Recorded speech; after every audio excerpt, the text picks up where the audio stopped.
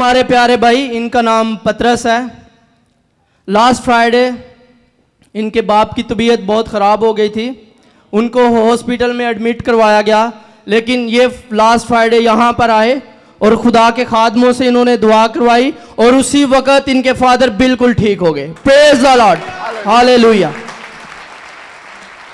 God bless.